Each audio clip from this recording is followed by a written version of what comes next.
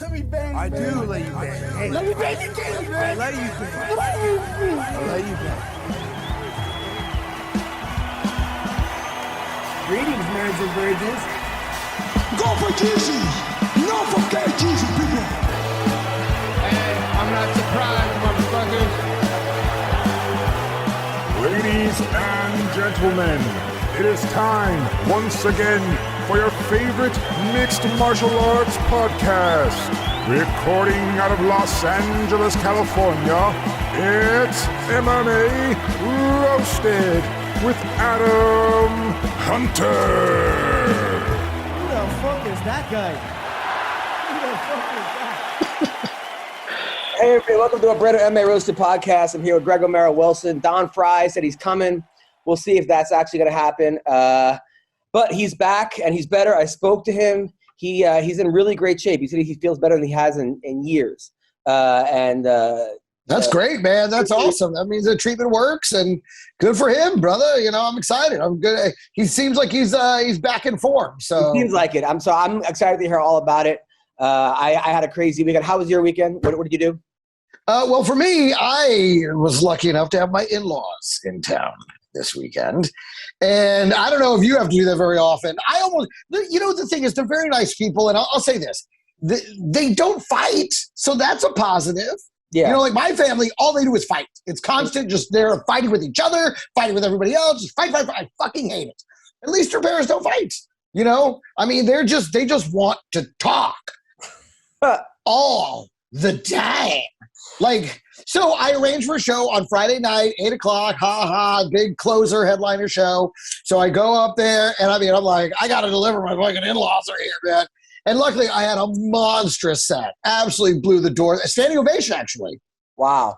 And so I was like, you know, and then they were like, listen, you can stay if you want for the, you know, I know you want to hang out with your buddies, so if you want to hang out, I'll take my parents home. And I'm like, oh my God, thank you so much. and then Saturday, okay, so we had this trip down to Huntington Beach, this little German town they have down there planned and all this. And then they were like, no, we don't want to go. We don't want to go anywhere. We want to just sit here and talk to you. Oh my God. All day. All just hanging out, talking to me.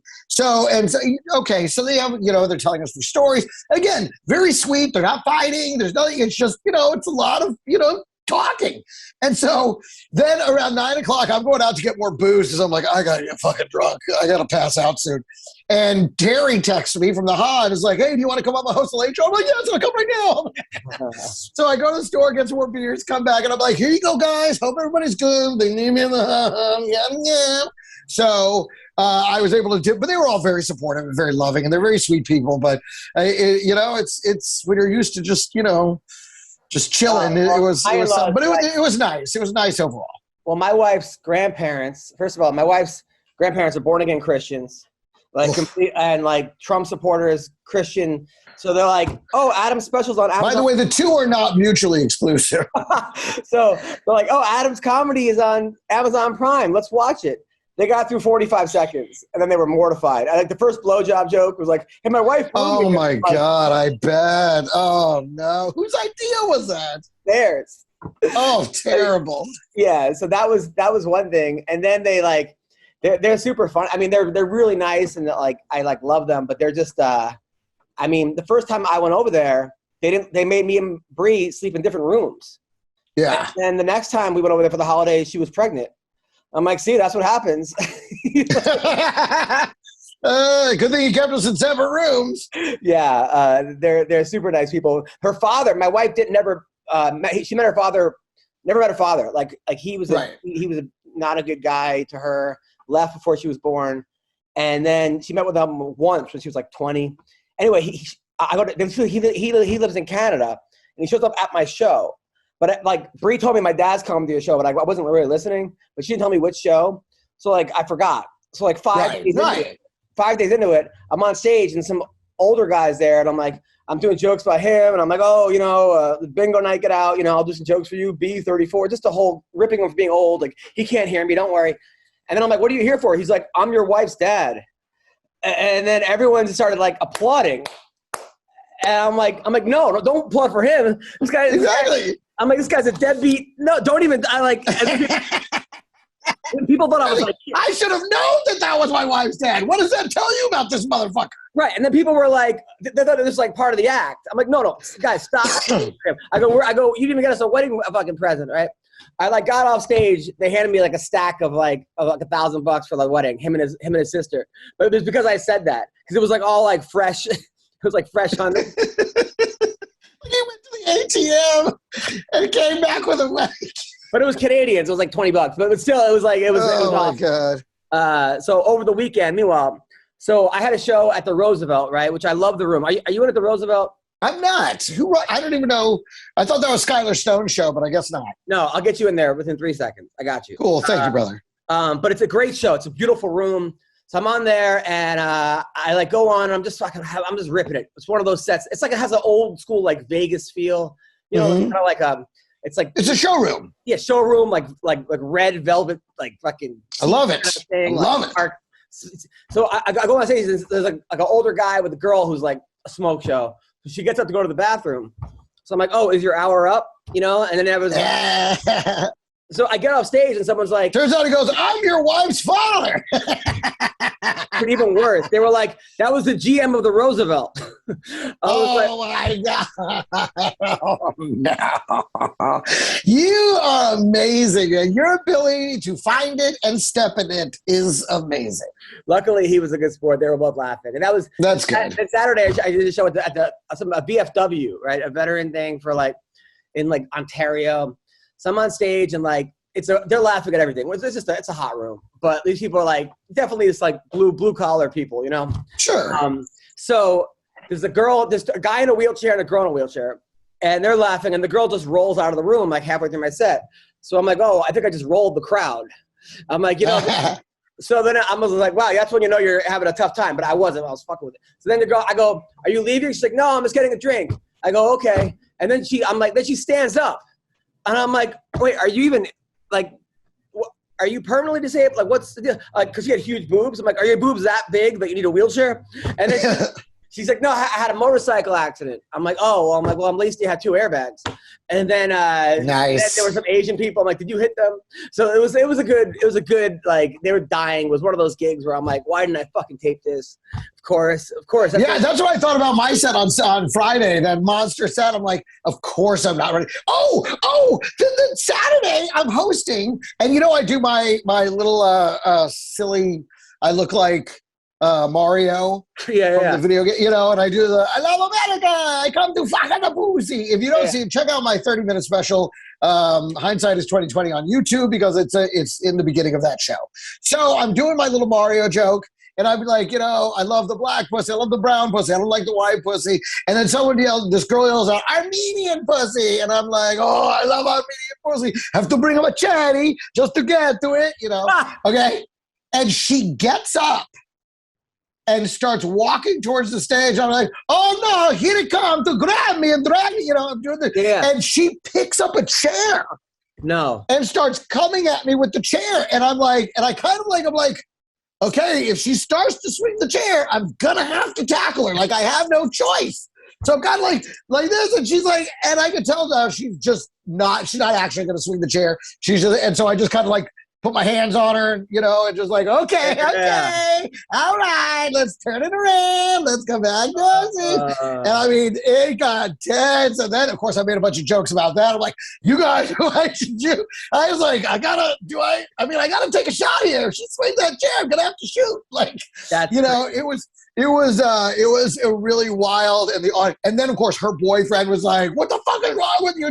And of course she's like, I was helping, I was part of it. Like, yeah, helping. So they get in a big fight and end up leaving, and me and the audience just make a million jokes about her for the rest of the night. And actually, so that set ended up being, it wasn't as good a set, but it was certainly more exciting. Oh my God. Wow, that's crazy. Yeah. Chair? I mean, come on. You have to know. I know, and I was like, and I'm watching her, I'm like, if she starts to pull it, I gotta tackle her. Like, what am I supposed to do? Just let her just swing it at me?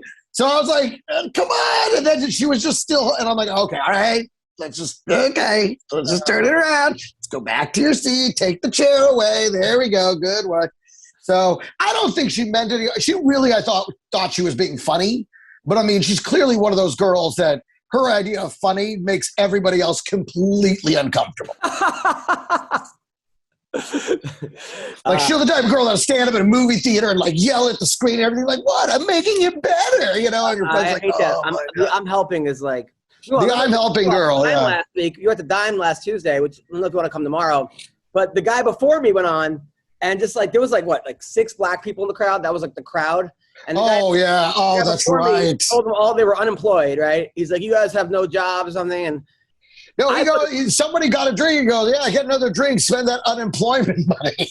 And they were like, whoa. And apparently one of them, like when he got off stage, was just shooting up the finger the whole while. I heard all about it. We were outside. They came outside and immediately told us. I have to go on next, right? Yeah. So I go on stage and I'm like, hey, how's it going? And the guy yells out, that last guy fucking sucked. I'm like, now he's getting heckled during my set. And like,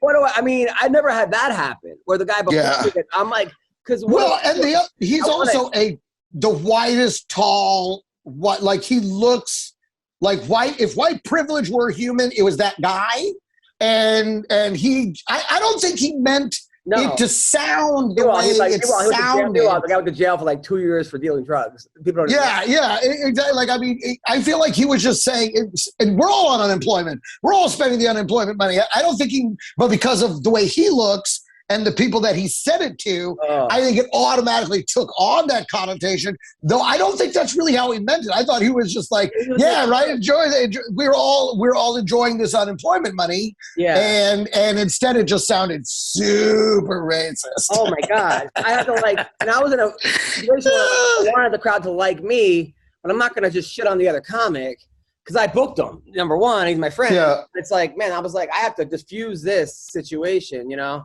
And then after the show, after you left with that girl, we were smoking weed with that girl, she started getting in on me about how. I had to get away from that. I'm like, you're harshing my buzz here. I can't listen to this right now. I got to go. Yeah, she just had something to say about everything. And I'm like, okay, cool. I should have took your cue, man, because I got stuck in this situation where I was like, why am I in this conversation right now? Oh, the best though is when you ask her, she announces she has an OnlyFans. Yeah. And then you're like, so what do you do? And she's like, what do you want to see? And she's talking about how she was sending these videos to dudes for free. So why not do an OnlyFans? And again, we're both being like, cool, yeah, great. And then she yelled out, and I work with kids. And you and I I really fell apart laughing. Like, of course, that is the most Hollywood thing I've ever heard. Oh yeah, I've got OnlyFans. What do you want to see? How much money? Yeah, but don't worry, I work with children. No, the worst is that there were 2 guys next to her that I think might have been trying to sleep with her. So they were like I was the idiot for like questioning any of this. They were like, oh yeah, this is totally normal. I'm like, like what fucking planet? And I love it. And you as a parent were like, so do the parents know about the OnlyFans? Yeah. And she's like, I think some of the dads watch it. Like, I was like, oh my God. Oh my God. And that's when I was like, dude, why are we still here? I think that's the cue to leave. Me and her got into an argument for like an hour after that. And I was like, dude, what am I? Talk about, and I was high. And that's on you 100%. Because she clearly established her level of instability. Dude, it's crazy.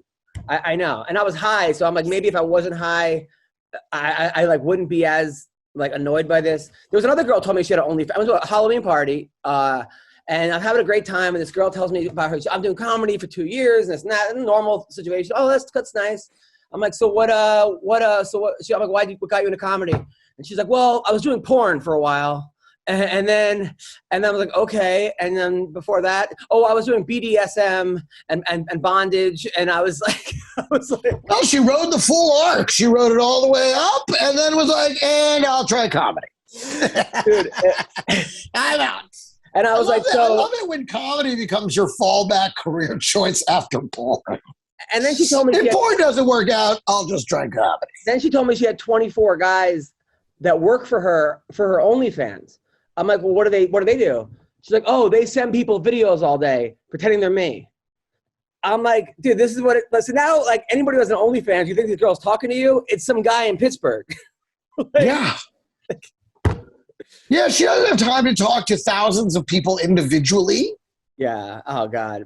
By the way, did you, I'm going to talk about the fights, by the way, but before that. Yes. Did you see, did you dress up for Halloween or anything? We did not dress up. Okay. All right. Just because we had the family here, we didn't know if we were going to go do something or we were not going to do something. And so we didn't. So I'm looking right now at the MMA Halloween right now, right? Right. So right. here's some things people did. So here's, like, as far as Griffin trying to get a pumpkin over his head. Okay. As far as Griffin. Chris Cyborg, who actually looks pretty good here. I think she does. That's sexy for Cyborg. I think she looks better, right, as a vampire. Yeah, that's hot. I mean, she's definitely, like, if you saw her at a club, you'd be like, damn, that girl's kind of smoking. And then here's Max Holloway with his son. Max Holloway's a class act. You got to like that. Yeah. I think that's his wife. I'm pretty sure that's his wife, his second wife. So what is their costume, though? Are they just samurai? Is he just culturally appropriating his wife? Is that all he's doing? Like, I married an Asian, so I'm a samurai, I guess. I don't know. I believe she's Hawaiian, and so is he. Thundercap and Flash, I guess. That's Thundercap and Flash. Okay. And then Johnny Bones. He goes, I'm pretty sure I freaked out the whole neighborhood. This might be the only night you didn't, actually. I think going out and shooting, like, random in the air and getting into running away from accidents and having the cops. This might be the only night where you're like, oh, we should invite John Jones over. Yeah. What was he dressed as? He puts a picture up in silhouette. You can't see a thing.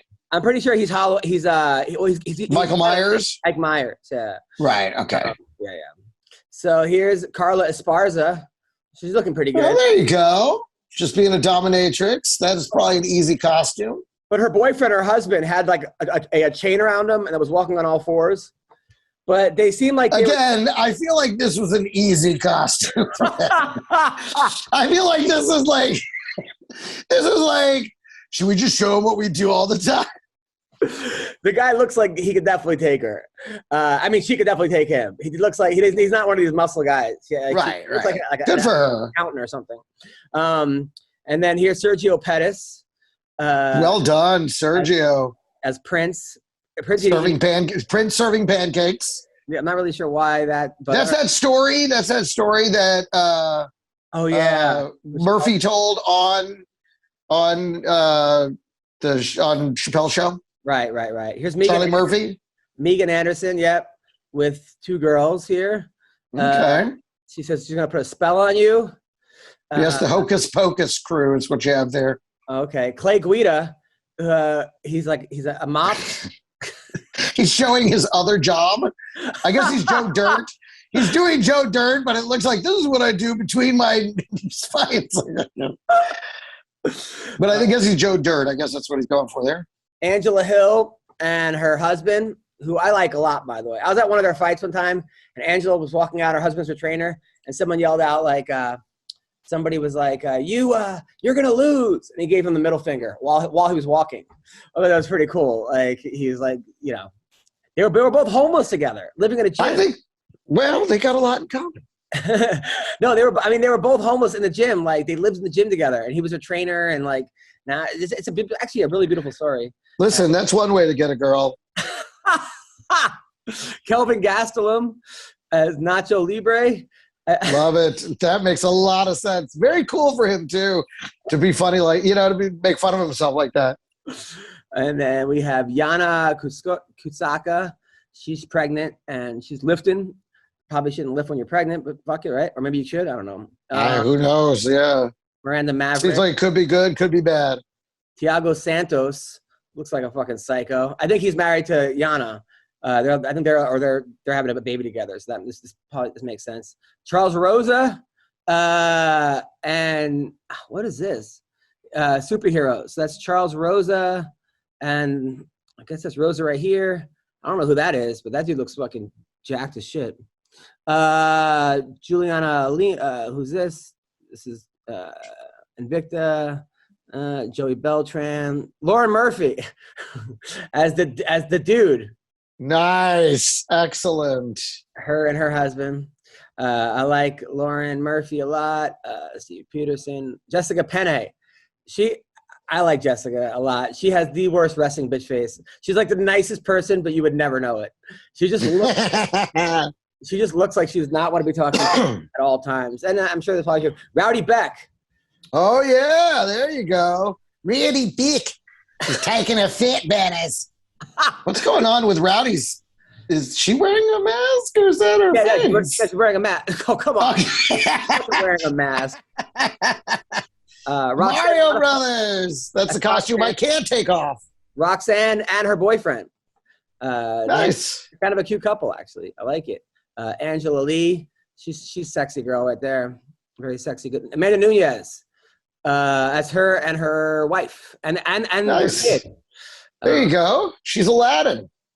Kay Hansen, who was like looking good. She was like 18 years old when she became a fighter, and I think she's like 21 now. She's had like 20 fights. She got a. Is she one of the ones that has an OnlyFans account? No. She was like the one that like got a softball scholarship to Harvard or something. Turned it down, became a fighter, like dropped out of high school, and now she's doing really well. She's tough. Jessica I, she has an OnlyFans account, and it's like it's like $10,000 to like see her nudes. It's like fucking crazy. But yeah, this Jessica I. What is this? This is like a. I think it's like a Dia de los Muertos type thing, but it's a face mask. And then we have Juan Archuleta. Who else we got? Junior Dos Santos. That's pretty funny. I mean, this is one of the scariest men of all time. And is it? I don't know what is it from Monsters Inc.? I think that's what they're doing. And then that's our Mike Perry. Nice. Mike Perry could just go as himself. Who are you? I'm crazy, Mike Perry. Nate Diaz and his crew. That's the most normal Nate Diaz. He went as like. I was gonna say, so they just went as like white people. What is? He went as like not Nate Diaz. Yeah, like. All right. What is that? Who did he go as? Was that supposed to be the Scooby-Doo crew? I don't know what he did. Like. I love that they just went as white people. That's fucking hilarious. I think it was Scooby-Doo crew. I think that was the. By the way, are you watching the Wu-Tang Saga? Some of it. Summer is watching it, and so I watch it by osmosis on occasion. And it's very interesting. The parts I've seen are very interesting. It's really, really good. But there's one of the things is like Old Dirty Bastard is like steals the show, right? I mean, I didn't realize how talented like they all were, number one, but also, so I went into this Old Dirty Bastard like deep dive where I'm like, I got to find out more about this guy first, because that thing with remember in the Grammys when he ran on stage and he's like, man, Puffy, all right, but Wu-Tang is forever. But he ran up like during like Sean Colvin or something, was about to accept her speech. Like it was like 6 categories after he lost. He went up there and he said, Puffy, all right, but Wu-Tang is for the children, right? So then I'm like looking more. There was so they interviewed Praz from like the Fugees, remember Praz? Sort of. Yeah, that song, Ghetto Superstar. That is him and Maya. So they asked him, like, yo, how did ODB get on that track? So he says that he was recording in California and ODB just showed up and he went to the wrong studio and he thought he was in New York. He was on something. So Praz is like, no, man, like you're at the studio you're asking, but as in he thought he was in New York and he's like, yo, that studio is not the studio. And he's getting like annoyed and ODB, no, I'm here, man. I'm like, they're arguing. And then he goes, yo, what's that track in the background? It was like on loop. And they're like, oh, that's my new song. He goes, I gotta get on that. So he jumps in the thing, he goes, all right. And then starts writing a rap in like 5 minutes and then sang it. And it became like the biggest hit. like sometimes the best thing you can do is not try. But like he just jumped to the wrong state, the wrong studio, and just says, yo, can I get on that? And they're like, okay. He's like, I was gonna delete it a minute after he left, but I'm like, yo, this actually sounds pretty good. Dude, I one time was going to a gig out of New York, and I go to the airport, and I would always fly in and out of Newark, and I look, and it said my flight was, I booked the flight for 11, but I looked, and it said it left at 10. And I'm like, oh my God, how did and I go, look, it says 11. It says the flight is at 11. And the woman behind there goes, baby, that flight's out of LaGuardia. You're in Newark. What did you do? And I'm like, I'll never get there, Dad. She's like, you're never going to get there in time, baby. She goes, but don't worry, there's a 1 o'clock flight out of here. I'll just switch you over to that. So she was very nice, and she switched me over to that 1 o'clock flight out of here. Because I was not just at the wrong airport, I was in the wrong state. Yeah, but at least you got that. But at least, like, you knew, like you thought it was, like, that's crazy. Oh, but here's the thing. I was being indignant about how the flight was supposed to leave at 11. I'm like, how could you leave at 10? This says 11. It says right there 11. She's like, baby, that flight leaves out of LaGuardia. So fights over the weekend. Glover versus Jan. Glover surprising the world. Who, like just when you thought he was out, he drags you back in. I picked him. What? I picked him. I picked him based because I didn't pick him the last 6 times and he won. I'm like, man, this dude is I don't know. Maybe you peak at 43. But he's fighting better than he ever did, and he seems like a real nice guy. I'm really happy for him. He just I don't know how he did it. I think he hurt Jan's neck in the first round. Oh, he did. Because he had him balled up and was pulling on that neck so hard. And then because he just barely got the crank on it, and he was like, tap, tap, tap, tap, tap. Yeah, so I think that because when he was doing it, I was like, I had never even seen that move. I'm like, I don't know what's happening, but it looks really fucking painful.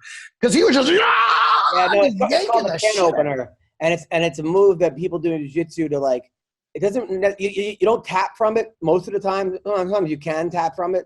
But yeah, this is kind of like a stressful. Like, I'm going to be like you're just trying to rip the head right off the body. Yeah, and I think he pulled everything in his neck. Yeah, doing that move because then when he got him in that choke, fast, and it didn't even look like it was sunk all the way in. It looked like it was still across the chin, but he turned it to the side. And I think that was it for.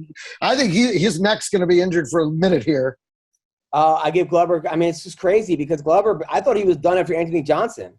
I honestly, that was crazy. By the way, the best thing I think about this card was the way you got to see Khabib fight 6 times. That was over and over.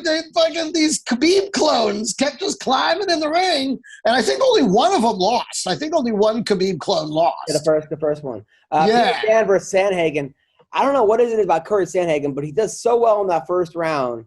Yeah. And somehow he just, I don't know if he doesn't believe in himself or he has the inability to adjust to the adjustments.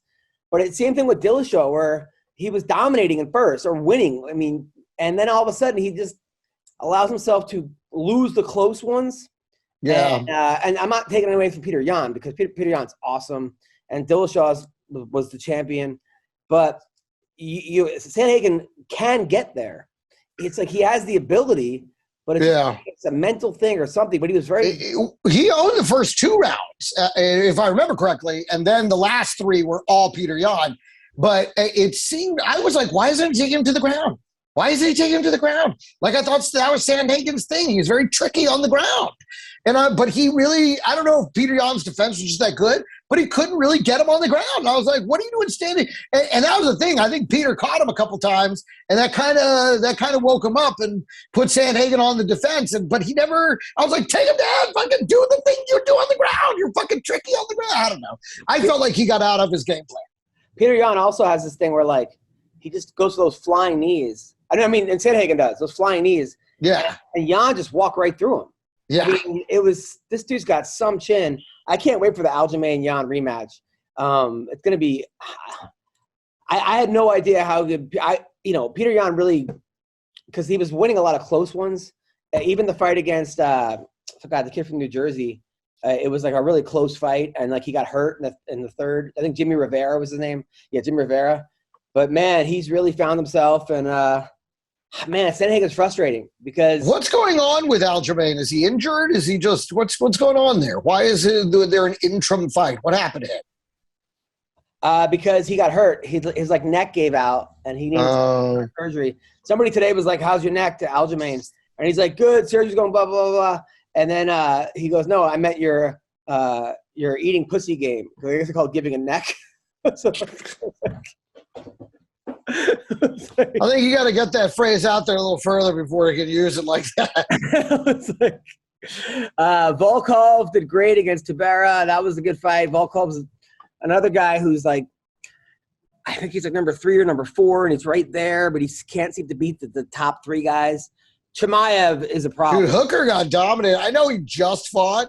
Oh, yeah. Oh, that version of Khabib, this Islam Makhachev or whatever, Makhachev, he's dangerous. This guy's he's the most Khabibish of all the Khabibs. Yeah, the way he takes him down and just like bullies him. I mean, it is Khabib 2.0. I mean, a lot of people are saying that. I mean, they've been training together forever. Everyone at AKA says he's just as good, or he gave Khabib a lot of problems in practice. And you're right. I mean, you're right. I don't know what he did lose one fight like 4 or 5 years ago. He got knocked out. He just got caught. But you're absolutely right. I'm curious to see what's going to happen, because Cormier was like, give him the title shot next. And Justin Gaethje was like, get his dick out of your mouth. and then Cormier. Oh, see, to me, that sounds like Gaethje's worried. That sounds like Gaethje might be a little worried. Why wouldn't he say something like, bring it on? I'm ready. Who's next? Instead, you fucking go, oh, it sounds like you hear footsteps. Well, Gaethje sounds like you hear footsteps. Chandler this week, though. He's got a much bigger problem than Daniel Cormier right now. He's got Michael Chandler in front of him, and that should be a fight. So, Chimaev, I don't know, man. Chimaev is a monster. He's another one. This is the other Khabib.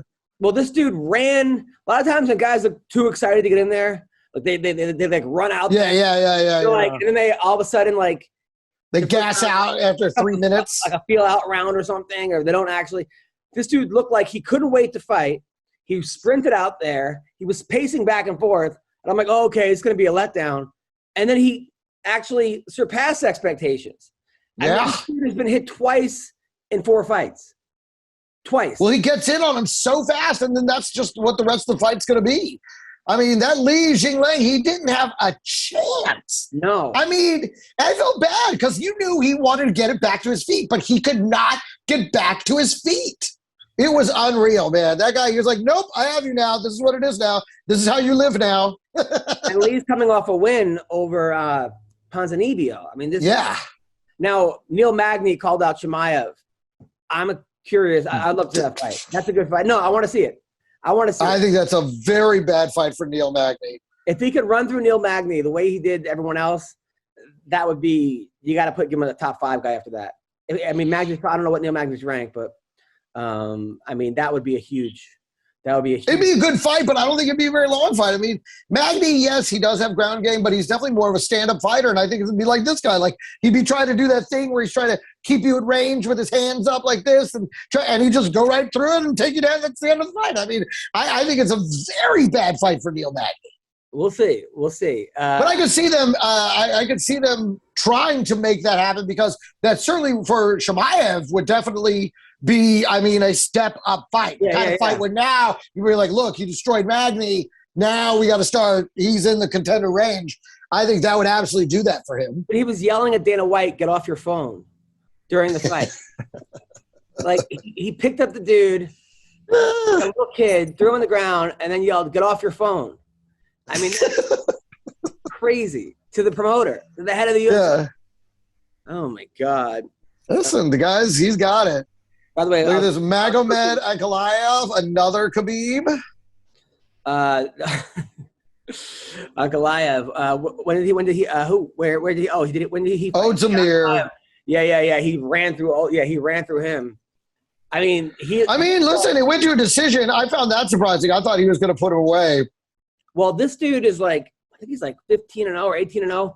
But the one fight he lost, he was beating the shit out of this guy, the Jew Bear. That's his nickname. Right. And that guy. Killing him. I mean, it was like 30-26. And in the last second, he got choked out. Like 1 second left. Yeah. Which 99 out of 100 times, that does not happen.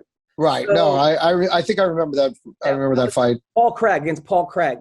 Right. So Ankalaev is, he's the next. I mean, they're just built different over there. It's like, I think I was talking to somebody about that. They don't go to school. If you're good at wrestling, they pull you from school, and then you wrestle. Yeah, and you're just right. No, and I think you see that there's a strength in their muscles for their weight that is more than what you have in your body. I mean, it just is. It's from doing it so much. Yeah. I'll tell you what. You know who came back really well was that Amanda Ribas. So that first round, that Jandaroba chick went in there and she beat her up pretty good. I was like, Amanda, you're gonna fucking lose this fight. Yeah. And then she came back so much better in the second and third rounds and dominated her. They got to let girls wrestle over there. I don't know if they're yeah, I know. They stood them up, and I'm like, why are you standing them up? I'm talking about in wherever they're in Dagestan. Okay. They got to let the girls go to school for wrestling, too. Because then they'll all come over and just start fucking beating up all our girls, too. All right, easy, AOC. We get it. I'm just joking. I just think you're asking for a cultural sea change from the Dagestanis for that to happen. Yeah, maybe. And then what else happened? Yeah. What fight was that? I guess it was a fight in the PFL then. That was the girls' fight where the one girl kept taking her down and then the ref, would stand him up because he was bored. I'm like, but she's dominating her on the ground. I was like, you have to let her have that position. She's not, but he kept standing him up and giving it away. I think that's the fight I was thinking of. If we go over PFL, I'll point it out. Now, the one ref, though, against in the Dos Santos fight versus Benoit St. Denis, that was the one where the ref were like, they were like, get this fucking ref out of here, right? That was the one where Daniel Cormier was like, stop the fight. The guy was beating the living shit out of that guy. Remember that? I didn't. That's one of the ones I didn't watch. Dude, there was one fight. This fight, like this dude was murdering the other guy. I mean, it could have been stopped 100 times to the point where you thought you were about to witness a murder. And Cormier was yelling, "Stop the fight! Stop the fight!" The other guy was showing a good chin, but it was like. It was crazy. Can I tell you something? When we turned on the main card in the afternoon, we've been hanging out, talking with the in-laws, for hours at this point. And I'm like, do you guys mind if I watch some fighting? Because there's some fights on and I do a whole podcast. It's kind of important. I see them. So I go, okay. So we put it on for the main card and we start the main card and there's blood all over the mats. And I'm like, boy, something happened in the prelims. Holy crap. Yeah. But I thought it was from the eye cuts from Hamos Tukagov. I thought that's what did it. But you're telling me it was the other fight, the St. Denis fight. I'll have to go back and watch it. Well, it was let me see. It was one of those things where it was yeah. They were losing their minds. The guy just had to fight. And because they weren't calling to stop the Hamas fight, the Tugago fight, because they were but they were. It was so funny because they were both cut over the right eye. Right. Like they just kept exchanging shots to each other's right eyes. No, and they pretty much had very similar damage, very bloody too. Well, the fight I was telling you about, they pulled the ref from the rest of the card. Good. Fuck that guy. And then the guy had you looked at the guy's fighting career, he was 0-4, the ref. So it was almost like, well, if I can't win a fight, I'm going to let someone else get their ass kicked too. Well, yeah, I guess so. He's like, really. It was fucking crazy. Well, I will have to go. Oh, our boy Makwan Wolf dominated. Although I will say this, he walked into the defense, that knee on the shoot, because he knew he was going to do it. So he got him right with the knee, knocked him the fuck out. But I kept expecting more of the guys fighting the other Khabibs. They knew they were going to shoot at some point. And I was like, they got to do the knee. That's the only defense against that. Try and catch them on the way in. Because once they get you, it's over. Yeah, no, that was crazy. I felt bad for Makwan, too, because he was doing so well. Dominated the first round. You could almost make it a 10-8. Yeah. And then he dove straight into that dude's knee. And, I mean, was out cold. Yeah. That was. I think that may be it for him, Makwan. I don't know how many more chances he gets. No, he's like the only guy from Finland. He's a big fucking deal. You're losing 100 viewers. What's his record now? Let's see what his record is now. I don't think so. He was also doing really well in that first round. He was. No, that's true. He was absolutely dominated. Lerone Murphy. It's funny. His nickname is the Miracle because that's literally what he got. So this coming up this Saturday night, we got Usman versus Colby Covington. Let's go. I will be at the fights. I am very excited about this one. Man, I don't know what's going to happen. I mean, I can't wait. I got the worst. I mean, I'm in the nosebleeds, but I don't care. I'm going to this fight. You going by yourself? Yeah, I'm going by myself. Well, you can probably move down. You probably find a seat that's like down there. See, you know what? I don't do that. That's so because then I'm not comfortable because I'm worried that the person who's seated is going to show up, and then I'm too old for that. That's why I bought a ticket, and I will sit in my seat, and I'm sure I'll still love it. So, what do I think is going to happen in this fight? I mean, Colby Covington, as much as people think he's like distracted, or he's the big Trump guy, or he's that, or he's making these videos, the guy is so focused. I mean, I don't think anyone thinks he's distracted. I think everyone thinks he's hyper-focused on this fight and has been since he lost it last time. People have no idea. Like this. No, this is all he's been thinking about for what, 2 years? All he thinks about is this fight. That's all he thinks about. And he also is convinced that he was poisoned the last fight. That he ate something. They gave him food poisoning. He had a high fever. He was shaking. And I don't know if that helps him or hurts him. I'm not sure if it could be true. I'm not here to because people have said similar things. I don't know. I don't think anyone poisoned him on purpose. Maybe he did eat some bad food or something, or some bad drinks or whatever. But I know probably fruit. But if you do think that, and that is if you really were at 70%, whatever, and you gave the kind of performance that you gave against Usman that first time, who knows? I mean, Usman is better though. He's a better fighter than he was. They're both better. I mean, Colby Covington just destroyed Tyron Woodley. I mean, didn't lose a second of that fight. No one had dominated Woodley to that point like he did. People can, say, well, Woodley was shot by them. Maybe, that's a different argument. A lot of people were picking Tyron Woodley for that fight before they fought. But Usman looked amazing against Masvidal the last time. Yeah. I mean, in fact, so good. I had picked Masvidal. I was like, this is when Usman is weak. He's the champ. Masvidal wants this more. I really thought Masvidal, and he beat him good. It wasn't even close. I mean, he beat him good. He laid him out. But against Gilbert Burns, Usman was rocked against Gilbert Burns. Gilbert Burns is power, baby. I mean, that's his thing. He's power. But and Gilbert gassed out the first, and then Usman came back. Well, that's why his thing is power and not not cardio. What's up, people? I got some really good news, okay? We are back and better than ever. A new web interface for the start of the basketball season and more props, odds, and lines than ever before. Yep, I'm talking about BetOnline. BetOnline remains your number one spot for the basketball and football action this season.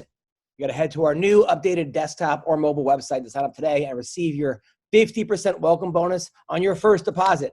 Just use the promo code CLNS50 to receive your bonus from basketball, football, baseball postseason, NHL, boxing, and UFC. Boom! Right to your favorite Vegas casino games. Don't wait. Take advantage of all the amazing offers available for the 2021 season. BetOnline is the fastest and easiest way to bet on all your favorite sports. BetOnline, where the game starts. For this fight, I'm picking Colby Covington. I don't know why. I mean, I know why. I just think he's going to fight the perfect fight. I think he's going to fight the best fight he's ever fought, and I think he's going to beat Usman. I do. Honestly, I can't disagree with you, but I want to see Usman win, so I will go with Usman. Yeah. I mean, but Covington's heart and focus and energy and everything is poured. Listen, if it ain't this Saturday, it's never. Yeah, if it isn't, it's right. This Saturday is Colby Covington's moment in time, or it ain't coming. Now the Trumps are going to be there. It's at Madison Square Garden. The crowd's going to be pro Usman. I believe it'll be pro Usman. Will that fuel but Colby's the guy that went to Brazil. They were there the last time, and that didn't help Colby win. No, but they're going to be against Colby in this one. The last time it was even. Everyone booed. It was funny. I was there. Everybody was booing Colby. Well, I wasn't, but the crowd was booing Colby. And then the lights went down. And then you heard Colby. All the Colby fans came out of nowhere. Like, once it was dark, once it was quiet and yeah, dark. once it was like. We didn't really get to see them until January 6th. Yeah. But this is New York. This is in Vegas. I feel like there's more Trump people in but a lot of people hate Joe Biden right now. Joe Biden's popularity is not very good. I think Joe Biden ain't giving nobody anything to be excited about. So I'm pretty sure Usman campaigned with Trump also, though, to be honest. I think he was like there. He went to a couple Trump rallies, I believe. So anyway, Rose Namajunas versus Zhang Weili. Oof, another fight. Who am I picking for this one? I'm going with Zhang in this one. I think Rose. Well, I went with Zhang last time, and I feel like I cursed her with my pick.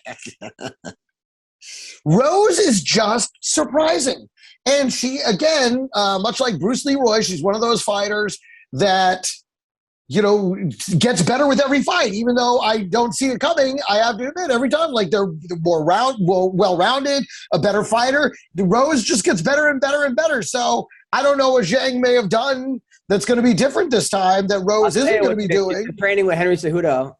That'll raise that wrestling game. Yeah. And she's really working on her wrestling. And that was the only, knock on her. I mean, other than the fact that I'm with you. I'm going with Zhang in this one because that's who I think is going to win. And it's also who I thought was going to win last time, and I think it's who's going to win this time. So, I don't know. I can't, she's such a tough cookie. Chandler versus Gaethje. Ooh. Oh, what a fight. Oh, I'm so glad I get to see this live. This is going to be a good fight. Who do you? I mean, I know both of us in our hearts want to say Chandler. But Gaethje, that power, those hands. I can't. I don't think Michael Chandler's ever been hit the way he's going to get hit, and I gotta go Gaethje. Dude, Michael Chandler posted a picture of him and his son. They adopted a black son, like the most adorable kid ever, and it was like I think it was like his birthday. So and everyone like on Instagram was like, "Beautiful kid, what a beautiful kid!" It's just one after another, and then someone writes, "I don't think that's your kid."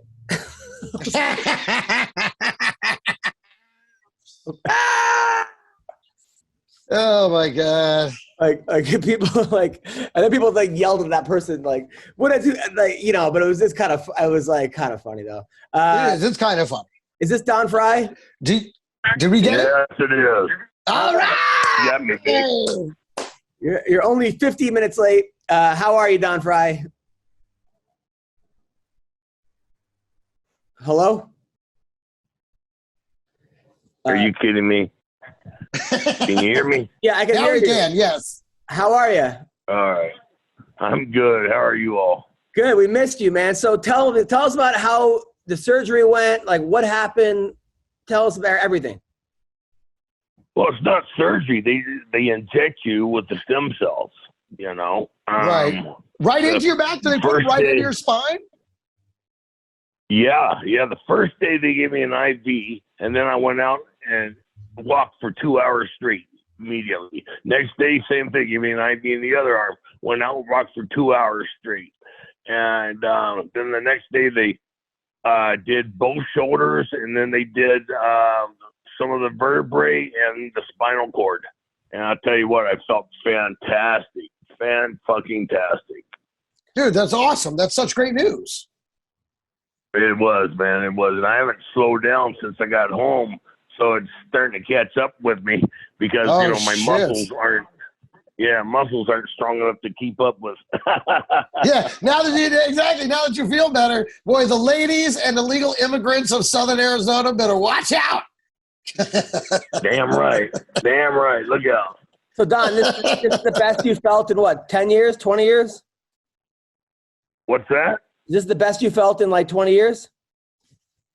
15 years, partner. Yep. Oh, wow. Now, this procedure that you got for the normal person, I know that, obviously to have someone like you, a legend, go down there, they obviously it's something they can use to prove how great their system works. But for the average person who has to pay for this out of pocket, about how much to the average person would, this type of procedure, activity cost?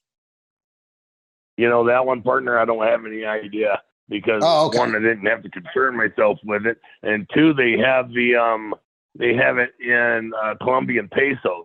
So you'd have to do the, Gotta do some kind of crazy. So it was basically 35 million pesos. Yeah. $1 billion. Yeah.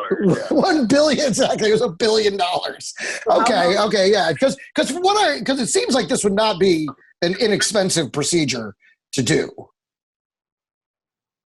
It would or not? Would not. It seems like it would be pretty expensive.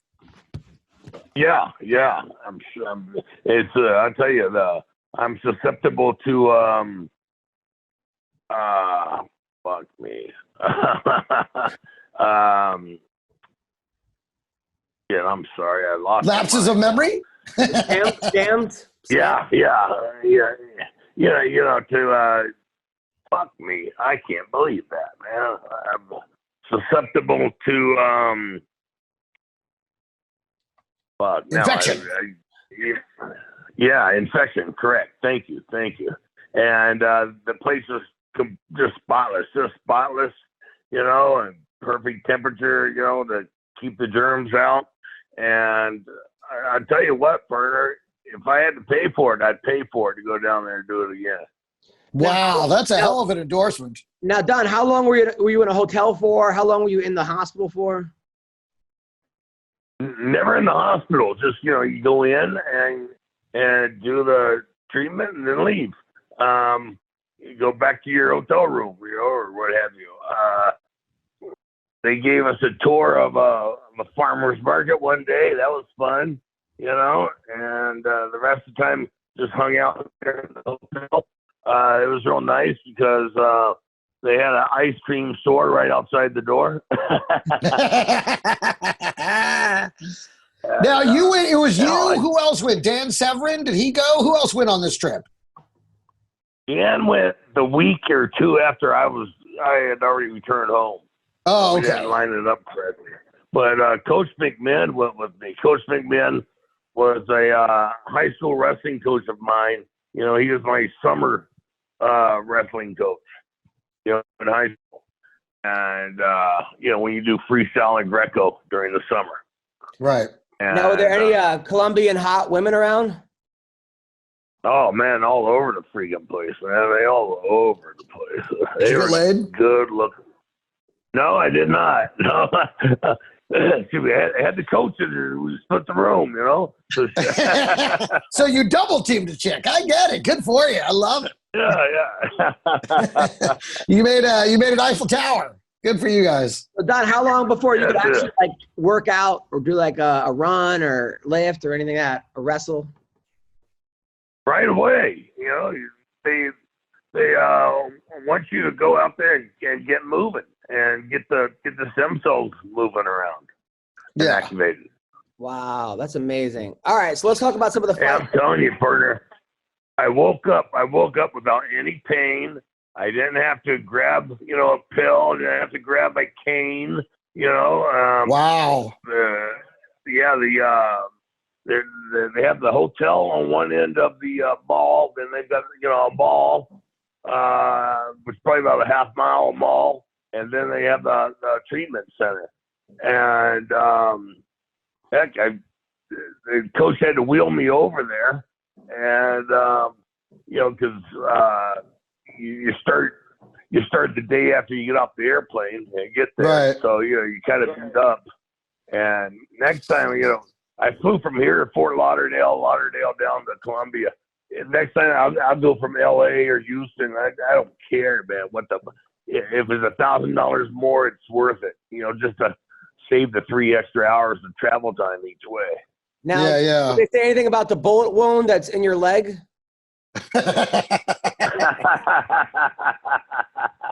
No comment.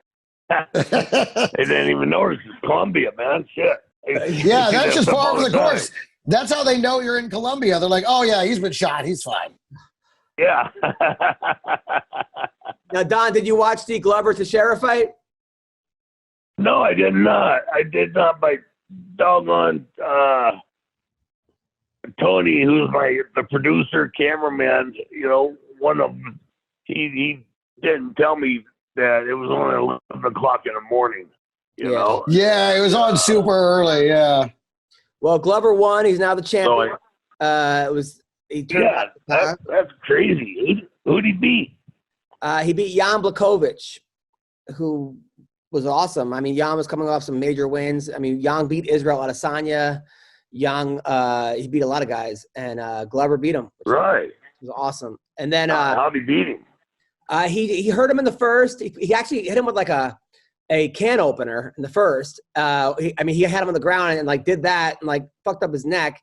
Oh, it looked so bad. I was like, God damn, that looks like it hurts. And in the second or the third, in the second, he rocked him. Second, yeah. Got him on the ground, and then once he sunk in the rear naked choke, his neck was already so fucked up from earlier that he just tapped immediately. Yeah, because he didn't even sink in the choke all the way. He just still had it across the chin, and Blachowicz just was like, I'm out, stop, gone.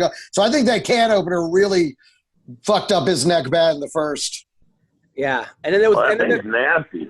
Then there was a ref earlier. That's a nasty move.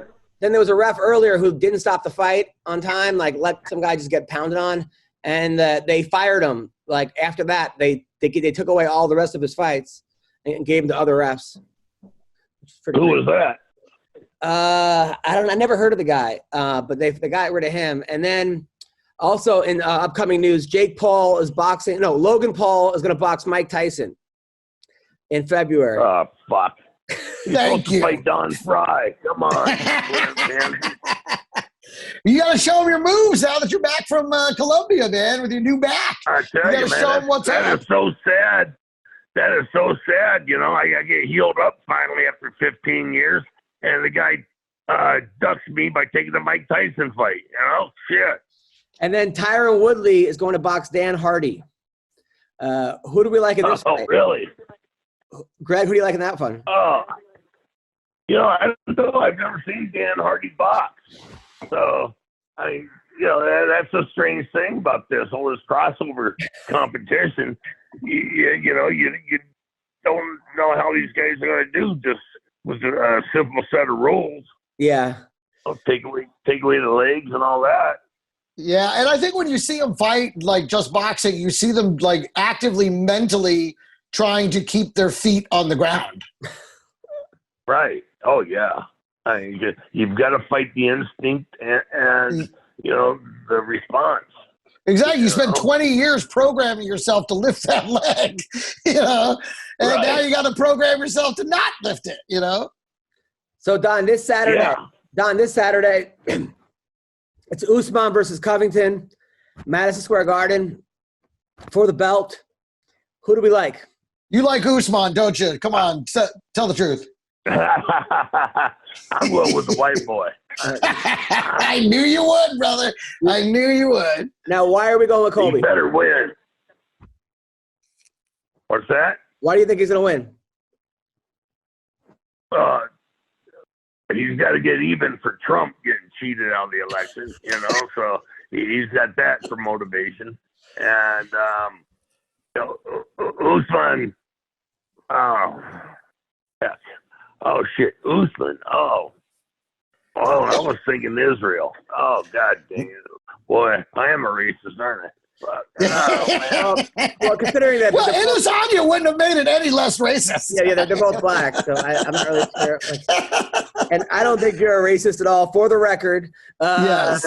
But so we like Usman. We like Colby. Why? The first fight was very close. Usman won in the fifth. Colby thought it was a bad stoppage, but he would have won anyway. It was 2-2 going into the fifth, and that would have, it was only a minute left in the fight. Colby has since beaten Tyron Woodley. Usman has since beaten Gilbert Burns as well as Masvidal. So they're both really good fighters. Both at the top of their game, both in their prime. Oh, very much so. Woof. The Trumps will be there. Yeah. The Trumps will be there to support.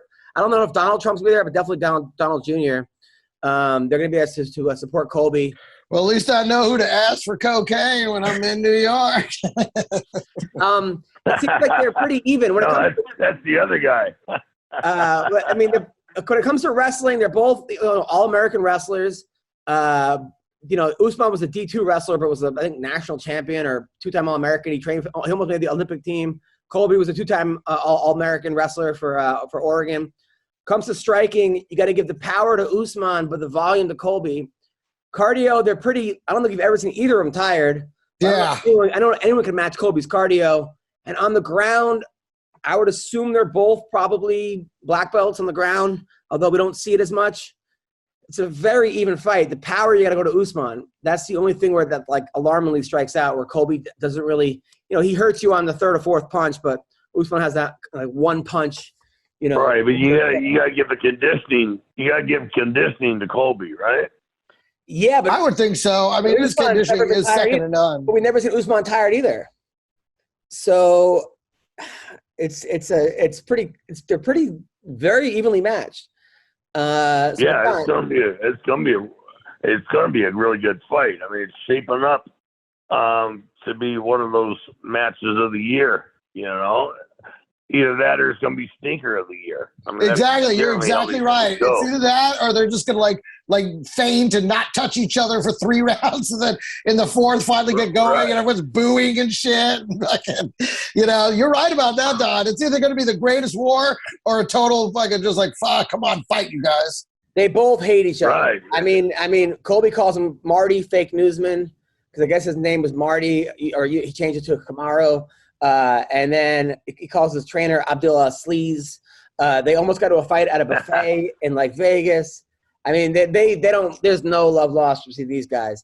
Also, Rose Namajunas taking on Zhang Weili. Zhang was the champion from China. Rose knocked her out. Zhang didn't even know where she was afterwards. But she's been training in Arizona now with Henry Cejudo and over at Fight Science, or not Fight Science. I forgot what it's called. Fight something. Fight Ready. It's going to be a really, really good fight. Rose, she rises to the occasion, and she's really good. I mean, she's getting better and better. Yeah. Who's liking this one, Don? I like Rose, but now is this her first fight with this new camp? No, she didn't switch camps. Zhang did. Yeah, this is her first. Yeah, this is her first time changing camps. All right, yeah, that could be a factor, a major factor. Well, it always is, but it's really questionable when you change camps for a title fight. I mean, she must have been really unhappy, with the last group of bozos in order to do that. Yeah, but she lost. I mean, but she was also one with those bozos. Like she beat. Yeah, she made it to the championship. She was the champion with those bozos. So I think she just wanted to be able to drag her to the ground. Well, you got to set a new goal. That was my problem. Before the UFC and Pride is I would attain a goal, but I wouldn't set a new one. Right. And so. Yeah. You've got to set a new goal. Once the camp got her there. Okay, they got her there, but can they keep her there, and can they keep going more with it? Yeah. Yeah, I think she was also mad at Rose for making it like a U.S. versus a communist thing. That really threw her off. She's carrying the flag all the time.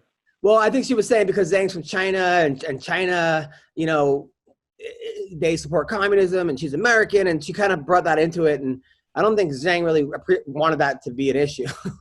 Now, this is their first. What? I'm saying Zhang carries the commie flag, right? I think she does carry the Chinese flag. Yeah, she does. But she's Chinese. I mean, right? Yeah, right.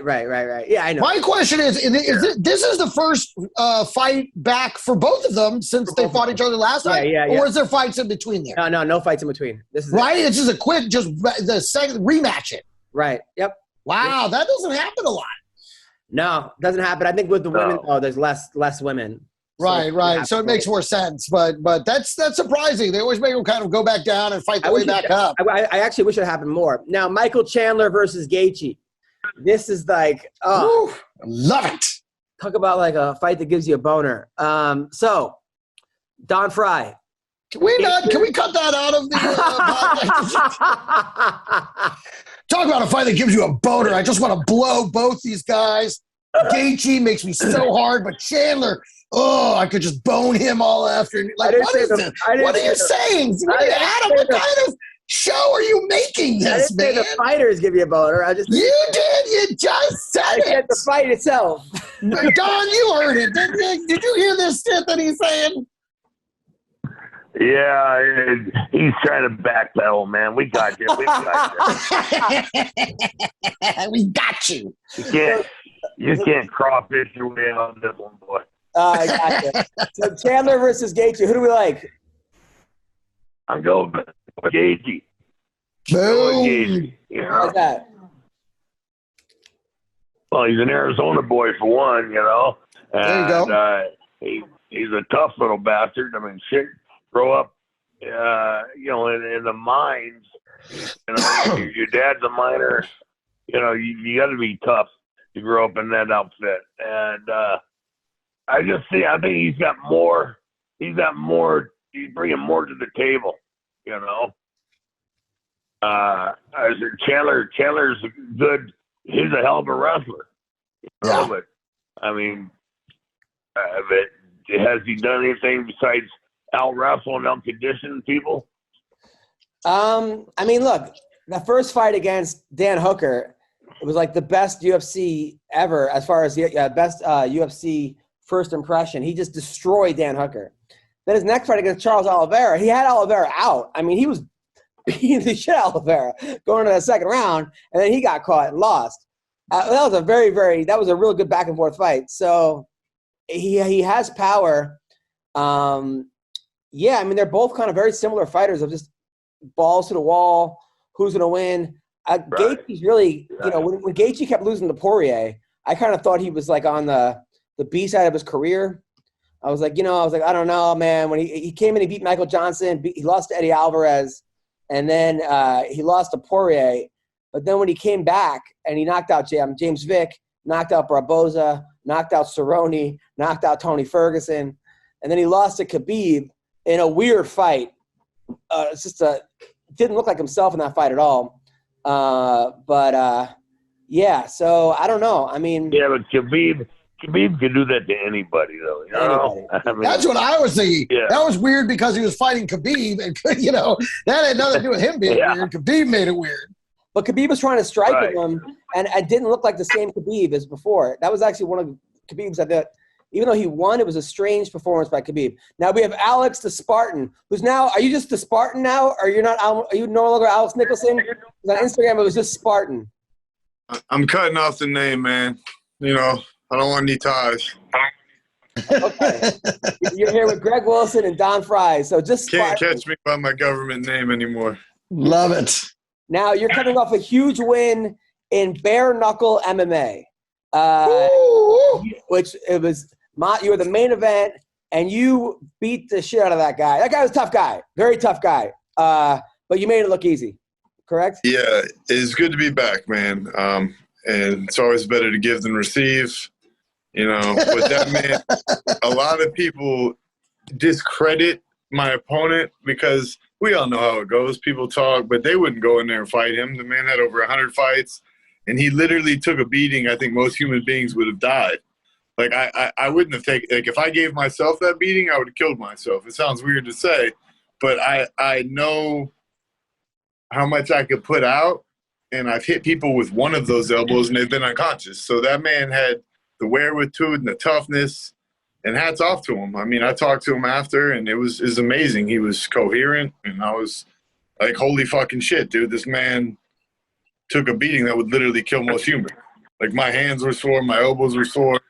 And I'm a big, tough, strong dude, man. I've been doing this a long time. It's not like I don't have experience. I mean, every fight I have won has been a knockout. So it's 100% finishing rate, but it's good to be back. But hats off to Jonathan Ivey. I can't say that enough. I can't believe beating the man took. So what's the difference between bare knuckle MMA and regular MMA? Like as far as like training? I mean, it's the same thing, honestly. I mean, I don't want to take anything away from the sport, but MMA is 4-ounce gloves. It's like leather over your knuckles. But on contact, I can't take anything away from that little half inch of padding. It goes a long way. I mean, my hand was pretty fucked up for a while. I was worried. The adrenaline was going after the fight. I'm like, I'm fucking great. I'm fine. And then a few days later, I was like, holy shit. The tequila and the adrenaline's worn off. My hand is. But I'm good at controlling the distance and the range. And after a while, I started hitting them with some tiger fucking claws because I couldn't keep doing it with the knuckles, man. So it's definitely a savage fucking thing that we're doing, the bare knuckle MMA, the bare knuckle boxing. Hats off to anybody willing to do it. I'm excited to be back. You can't. You're back to your question. You can't hit that hard. You got to regauge your speed and the amount of power you put into it, or you're going to shatter your hand. You're not. So Don, that's very smart and very true. You can't go out there, especially if you're a power puncher. Forget it. Right. You'll only be able to have one or two of those fights, and then you're done. Wow. Now, Don, I heard you used to fight in like some kind of shacks or something before you got into the UFC. Like in some kind of what? Like some kind of sheds or something. Are you kind of shed fighting or something? What was? There was rumors that you fought in some kind of weird warehouse. Do you have warehouse fights? Yeah, I had a warehouse fight in Atlanta. Yeah. I like the idea of the shack. I'm the crack shack daddy. Yeah. Dude, you remember that the Clint Eastwood movie called Any Which Way But Loose? Where he was a guy who would just fight people in parking lots and everything. I feel like that was based on Don Frye. I feel like that was the original Don Frye story. Where was the warehouse? Who did you fight in the warehouse? I fought the ex-Navy SEAL. I can't remember the guy's name. Really good guy. But the hell, I outweighed him by, 15, 20 pounds. And what's funny is that guy fought Scott Ferrazzo, bare knuckle too, shit. I mean, it was, and Scott was, seemed like 3 times the guy's size, but, you're a Navy SEAL, you're tough. Shit. I mean, maybe by paper. I mean, I guess, if you have to go through that training, you can't take anything away from that. But you got to admit, there's been guys who have all kinds of militant type training, and they're still pussies to me. But I guess you couldn't say it. I will not be admitting that. That's basic. That's the basic military, That's not the special forces. Yeah, that's true. That's true. That's very true. Now, Spartan, who are you fighting next? We don't know yet. I'm still trying to fuck with Sasquatch. I'm fucking with Sasquatch. He's talking a lot on my Instagram, but he backed out of the first fight, so I don't know if it was contractual. By the way, when you say Sasquatch, you mean Bigfoot Silver, right? Yeah. There you go. Okay, so or the actual Sasquatch. You can find that motherfucker. I'm sure he'd be tough. I'm sure Sasquatch would be tough, but I doubt, might be the first fight ever you see Alex Nicholson fucking throw up an armbar. I'll be like, Sasquatch doesn't know jiu-jitsu. I'm like, this sounds like one of those limited edition fucking comic books. Sasquatch versus Spartan. What if Sasquatch fought Spartan? Parallel universes collide. That multiverse. The kids are the multiverse. So it's anything can happen. That's what's funny about that multiverse shit. It's like, how else can we make more money off fucking Spider-Man? That's really what it comes down to. That's all it is. They're like, let's just make 8 different more Spider-Man. That's it. There's multiverse. So it's such a fucking gag, man. Now, Spartan, you did say that Sasquatch ran back into the forest instead of fighting you. You actually put that on Instagram and Twitter. Why do you think Sasquatch is so scared of you? I don't think he's scared at all. I don't think Antonio Bigfoot Silva is scared to fight anybody. He's been in there, done everything's happened. I'm not going to sit here and act like, that guy's scared, because he's not fucking scared to fight anybody. I'm wondering if it's medical, like maybe, I know he wants to get in there, he wants a paycheck, but his last fights didn't go so well, and being a guy who's been in the sport this long, I mean, I kind of feel for those guys. Like, I don't want to end up like that. I don't want to end up the end of my career and having to fucking fight some young stud because I'm in the prime of my career. It's like, I look at it like that, but if he signs the contract, I mean, I am going to try to fucking kill him. So it's, it's kind of a fucked up thing. It's almost sad in a way. But I'll take we all say that, man. We all say that, but when we're in the sunset of our career and we get an opportunity to make some money, we go for the cash, Yeah, Makes sense. 100%. I'm not going to act like I'm going to be emotional about it at all, Don. If he signs that contract, he's got to fucking go. You know how the game goes, but yeah. I'm interested to see. I'm interested to see what happens as far as that goes. Would I like that notch on my fucking belt? Knock out Bigfoot Silva, a legend? Hell yeah. Yeah, I don't think that'd be a good night. And he hasn't been looking very good lately. I think Gonzaga took his head off in bare knuckle boxing. Give us 6 more months and we'll get Don Frye in there. We'll get you set up. Oh, that'd be a blessing. That'd be a blessing. Now, Spartan, I saw you training with Mike Perry for bare knuckle. How's he looking? I think he's perfect for him. He's got the hardest head ever. He loves to brawl. He loves to fight. How's he looking for bare knuckle boxing? He's looking at me and Mike Perry actually met Don Frye when I fought in Phoenix, Arizona. Really? That's just a fun little fact. Yeah. Nice. Don, you came in the ring and you met me and Mike when I fought for Iron Boy. It was Iron Boy Promotions. Yeah. You remember that? But Mike's looking great. I think for both of us, we're finally grown men now. Like, people still expect the worst of us because our past and our history. But we both really got our shit together now. We're parents. Like, we even went to Halloween Horror Nights the other night, and it was funny because I'm like, I'm not going to get that drunk. I got to work tomorrow. And he's like, oh, yeah. People see us, and they're like, I wonder how fucked up those guys are. And I'm like, I mean, we're sober. We're chilling. we got kids now. We can't get a DUI. I can't, you know what I mean? I'm like, but he is, regardless of what Mike does right now, he's more focused than he's ever been. Mental clarity, Love it. He's ready to go. A lot of people are giving him shit about the Ariel Helwani interview, but I mean, he's watching a little fucking baby. Of course he's flustered. He has a newborn baby. It's like, who the fuck isn't flustered, especially as a grown-ass man having to take care of a newborn baby? I'm not going to say we're not great parents. We are, but do we have that motherly nurturing instinct? Like, fuck no. We're not going to sit there. Like, who's going to take care of a baby, the mom or the dad? I mean, depending on the situation. They got to remake 3 Men and a Baby with Don Frye, Spartan, and Mike Perry. Oh, he's so good. Oh, my God. I'll play the baby. I'll bring the beer. I ain't changed your diaper. Dude, by the way, when you came to my show and Mike Perry was next to you at the show, I was making jokes about Perry, but I was looking at you like, he's not going to kill me, right? He's not going to kill me. Yeah, he my brother is one of those very few guys where it's like, who knows? Yeah, exactly. Like, I did no promises. I'm the same way though. It's like certain days I'll let shit slide, and then the next day I'll be at Wawa and I'm like, oh, I'm going to fucking murder this guy. Like, yeah. And you can't do that though. You gotta. Now, by the way, you had a girlfriend. Are you still with that girl, the blonde? I wish, man. So you brought this girl.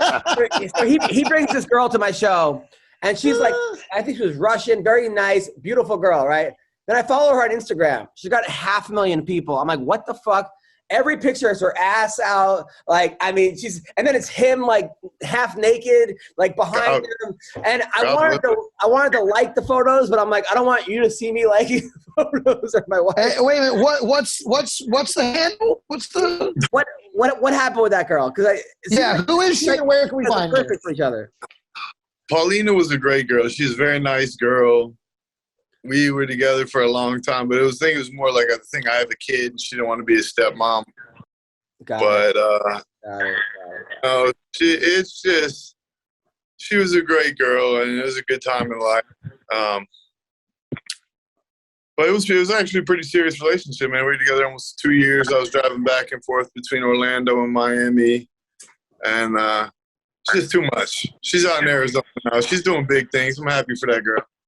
Good for her. What's your last name? Paulina what? Sitnova, bro. Paulina Sitnova. Great. I'm trying to find her. There's a million hot Paulinas, apparently. Dude, this girl including Paulina Gretzky. Oh yeah. That's Wayne Gretzky's daughter. Yeah, she has 999,000 followers. Like, you could just give her 1 million. Like, come on, guys. I did a show with him. He was in the crowd, and I was like, I'm a big fan of Wayne, of your daughter. Hello? Yeah. Hello. You guys still there? Yeah. Sorry. We're here, buddy. We're here. Sorry. So I'm sorry it didn't work out. I thought that you guys were actually a really cute couple. You were like this like burly like protector, and she was this like sweet Russian hottie. But I'm sure you're doing fine wherever you are. Sorry, I lost you. Oh, okay, got it. Don. The little kid. Adorable. Show me your muscles. Wow. Look at that. Wow. At least somebody in this picture is all natural. Hey, actually, bro, I'm a skinny boy right now. I'm 220 pounds. I see him. I'm 220 pounds, and I'm afraid. I'm afraid to juice back up, bro, because they'll test the shit out of you. And it's like the funny thing about that, sorry I lost you guys. I couldn't hear you for a minute, but funny thing about steroids, and I think Don would agree, steroids don't make you a better fighter, bro. Like, you could take all the steroids in the world and go fight John Jones, and John Jones is still going to whoop your ass. You know what I mean? Like, all these guys, he took steroids and made him. What is that because John's on steroids too? No, but I'm saying people go, look at those bodybuilders, bro. Yeah, you take any one of those world-class bodybuilders, you put them on the mat with Ryan Hall. Ryan Hall's going to choke them out. Of course. And it's like, yeah, there's pros and cons, but I think for our sport, it's like you got guys who are 35, 40 still trying to do it, and their bodies just aren't holding up. I mean, I'm not saying it should be allowed, but I'm also saying like maybe it should be monitored in the sense that it's like the longevity of a guy's career. Yeah, but Alex, you're such a badass. You don't need them, bro. Like, no, 100%. I mean, I learned. It made me worse. It made me worse of a fighter. Like, you could watch throughout my career. I fought Chaz Morgan, Dylan Kleckler, Chris Barnett, 215 pounds and lean. And then when I got so big, I couldn't lie about it. They were like, "Oh, he's on steroids." No, I'm not. It's like, why are you looking at me like that? But you know what? Hey, what do you mean? What do you mean? But your band's almost up though, right? Your band as far as. I mean, they approved me to fight in Mississippi, and I'm trying to get back in USADA's testing pool. I want them to because that's the only thing that's going to get people to leave me alone. It doesn't matter what you do. Once you popped one time, he does steroids. He's over. Right. Well, I mean, look, man, you made a mistake. I mean, you're one of people. But he's absolutely correct. They don't make you a better fighter. They help you recover faster so you can train harder, but they do nothing for your performance, ability as far as, you're not going to go, you're not turn into a killer overnight just because you're taking, a couple of shots. You can either fight or you can't. You know what I mean? And then once you do get all juiced up, like you're saying, you're going to burn out faster. You're going to tire out faster. And, the end of the road is being walking distance. Yeah. So are you? Yeah, it requires a lot of oxygen, to keep those muscles moving. Yeah, big muscles get tired fast. So Alex, are you training everything right now? Like ground game, everything? Yeah, I want to ride. Masvidal got me back in, and I thought I was going to have to wait. So I'm all about loyalty, love, and respect. But I'm also trying to make as much money as I possibly can because I'm not getting any younger, man. And I can fight. I'm a great fighter. Just watching what Glover did was so inspiring because, I'm 31 and I'm like, let me get my life back.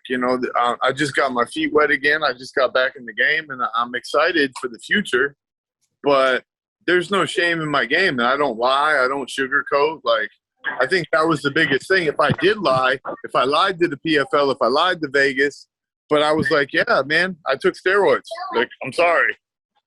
And that was obviously the worst thing I could have done was to be honest and transparent. But right. I mean, I think that's what's going to give me the fame. That's what's going to make people like me is it's not even at that time in life that I was that juiced up. Because when I talk to bodybuilders and pro athletes, they're like, you were taking like what a girl bodybuilder would take. You know what I mean? So it's like, I'm like, what the fuck, man? You know, but at that time in life, when I didn't have my little boy with me for those weeks, we'd go on and off a week. I was going hard, man, like fucking drugs, alcohol, and I was lost. I got lost in life, and I was so caught up in that shit that I didn't realize it, man. And I'm honest about everything. I'm transparent, and sometimes it's good, sometimes it's bad, but there's no shame in my game, and I'm working hard. I'm eating good, and you know, you sound like a fucking idiot saying you're like, oh, I'm drinking a lot of water, I'm eating good food. I feel a lot better. You're like, shockingly, it works. But you get so caught up in your own stuff that until you'll really admit that you have a problem, just like anybody says, you know, first step's admitting it. If you don't admit that, you're never going to address it. So let me ask you something. When you were going hard, what was your favorite drug? My favorite drug, I liked ecstasy. Oh yeah, like you mean good old fashioned pill, like triple stack ecstasy, or do you mean like Molly, like they have now? No, I was a good old bean boy. I liked a good, like a red monkey, a blue dolphin. Oh, there you go. I like to pop one of those and hang out with some beautiful females. I wouldn't even. You want to go to the club? I'm like, no, I'm going to stay right here with these three. Nice. Just start rolling your face off and fucking getting it. Like for 4 hours, boy. I love it. Having sex for 4 hours, dude. You really are a Spartan. I mean, that's the perfect nickname for you. Is a Spartan. More need. But people love you, man. When I worked at PFL, everybody there was like, oh, I'm rooting for Nicholson. I'm rooting for Alex. Like, so there's something about you that's very honest, and I think you're absolutely right. And I think in a way you got lucky that COVID happened during your ban. Yeah, you're not lying. Nobody was really fighting. So. You know, now you can come back. People forgot about it. And you look at the amount of people, Anderson Silva, all these people that got popped, and they're all legends. You know, Chael Sonnen, Vitor Belfort. Well, they threw the book at me because my lawyer was in a tragic accident. He lost his niece and his nephew, and he was in a coma for 3 days when he was supposed to show up to my hearing. Oh, so like, this asshole didn't show up. So they were like, fuck this guy. He wants to do every drug in the world and steroids. Yeah. And I couldn't blame him. I was like trying to make excuses. But once you've fucked up that bad, you know, like I was saying, it's been probably one of my biggest problems in life. Not only my career, is the honesty. It's like, hey, we'll give you $5,000 a month to wear this shirt. And instead of being like, oh, yeah, fuck yeah, great shirt. I love this shirt. Post a picture of the shirt. I'm like, well, I don't really like your fucking shirt. It's not comfortable and it's kind of ugly. Everybody's like, shut the fuck up and wear this, like, you know. Exactly. Just wear it. Take some pictures. Like, come on. Yeah, everyone's like, just shut the fuck up and wear the shirt. Wear the shoes. Take the supplements. You want to look like me? Drink this. Then I'm like, yeah, well, he needs to drink some other things. Now, Alex, or Spartan, was it an insecurity thing? Because you also started in the game pretty late. Did you think you needed to take some of the juice to catch up, or because the guys were too big, or like? So story I've never told. In New York City, when I went to fight for my first PFL fight, I was supposed to fight Kelvin Tiller, but the New York State Athletic Commission wouldn't allow me to not be within 20 pounds of an opponent. So I knocked the fuck out of JQ, and we get back home, and we're talking about it a little, and we're like, okay, well, I mean, they didn't test this anyway. Like, and I'm looking at the other guys, and I'm like, yeah, I mean, he's kind of acting up, and he's fucking huge, you know. I'm not going to say any names about certain people, but I realized that the finals were going to be in New York that year. So, you know, I had some buddies. My dad used to be a bodybuilder, and they're like, oh, well, we know what could put 20 pounds on your ass. And I'm like, well, I've never done that. I don't know how I feel about it. And then I talked to a lot of guys in the sport, and they're like, oh, yeah, cycle on, cycle off. You'll be fine, you know, whatever happens. And then people that you look up to tell you those things, and next thing I know, whoop, I feel great. Oh, you're right. I feel like Superman. This is fucking amazing. And then I was like, man, you know, I'm recovering like I never have. I'm gaining weight. And then I showed up in Vegas, and they were like, well, yeah, you pissing this. And I was like,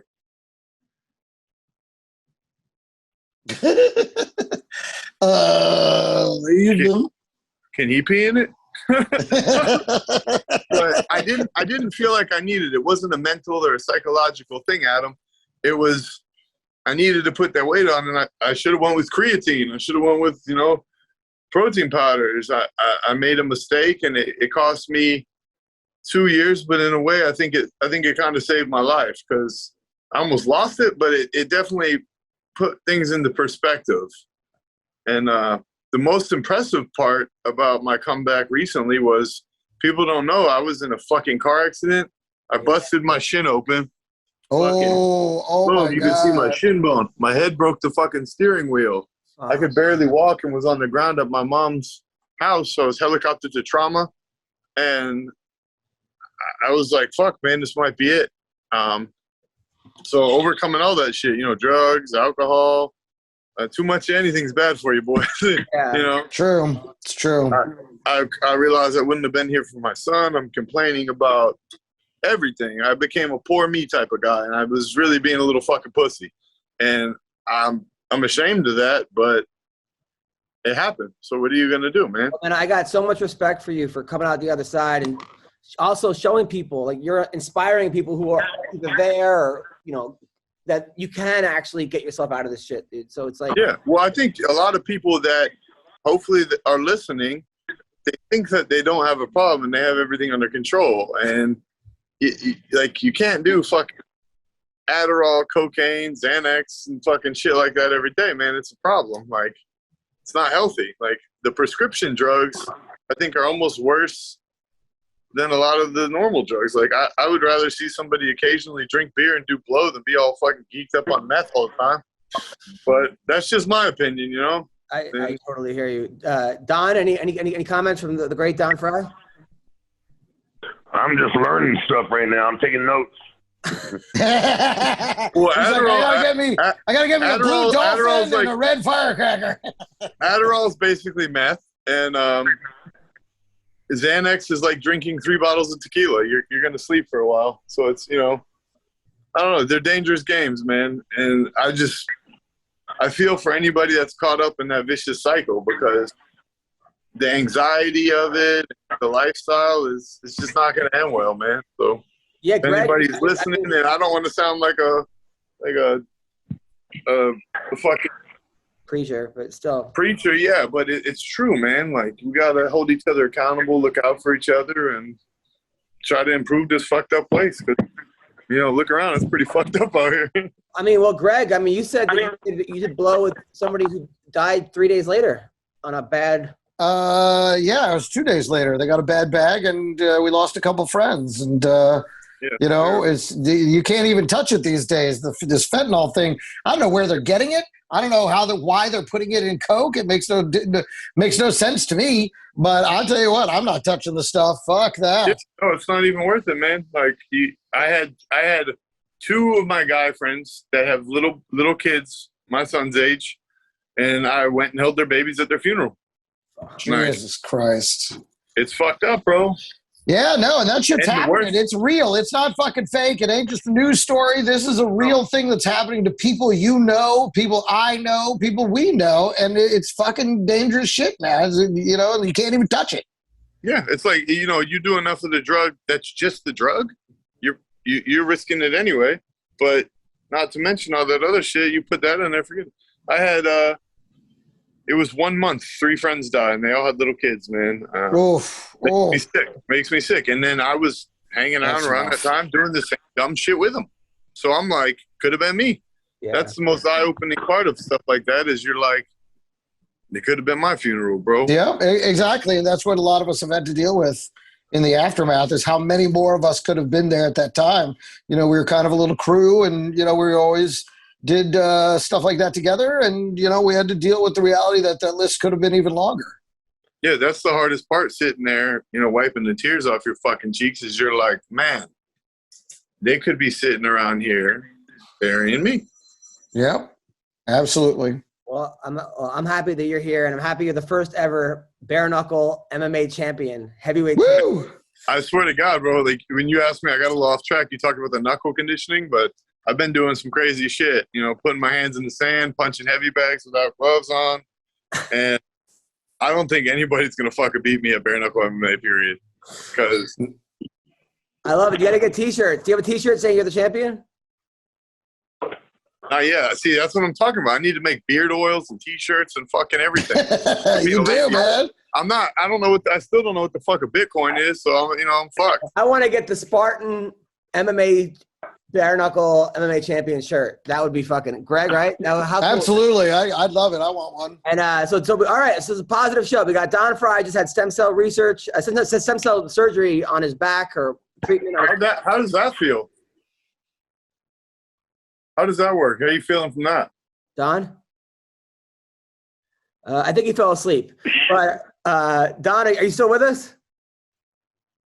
Hey, partner. Yeah, I lost you there for a second. Oh, Alex wanted to know how your surgery, how your stem cell, how you feel now? I feel great, man. I tell you what, I feel great. I wish I'd have done it, 10, 15 years ago. I wouldn't be in this shape now. I wouldn't have lost the second half of my fighting career. Yeah, well, that's what I mean. That's honestly what you're talking about right there. The reason I'm almost glad I got put on hold, because my dumbass was not going to stop until I could barely move. And you look at my career and people thought it was crazy how frequent I was fighting, how often, and it kind of was. So, well, you know what, partner? Don't put yourself in. Don't put your body in jeopardy for the fucking promoters. The promoters don't give a shit about you. I mean, you're just a slab of meat. Oh, I know that. Trust me, brother. That's why I'm happy about the situation I'm in with Masvidal. I'm looking forward to the future and this company blowing up because, as you know, how many promoters do you meet that have never been in a fight in their fucking life? Like, at least we got a guy here who could talk it. Like, I think it's the movie Troy when he's like, show me a king who's fought his own battles. Like, get the fuck out of here, bro. Like, you're making $100,000. And my ass is out here trying to murder somebody for fucking 10 and 10. Like, yeah, fuck that. I'm not stupid. I'd rather be rich than famous at this point. So, you will be, because you're the first ever heavyweight bare knuckle champion. I'm gonna be fucking rich and famous, Adam. We're manifesting that shit. I love that. Well, thank you guys so much. Hope you guys have a great week. Thank you, Don. Thank you, Spartan. Thank you, Greg. Take care, guys. Take care, guys.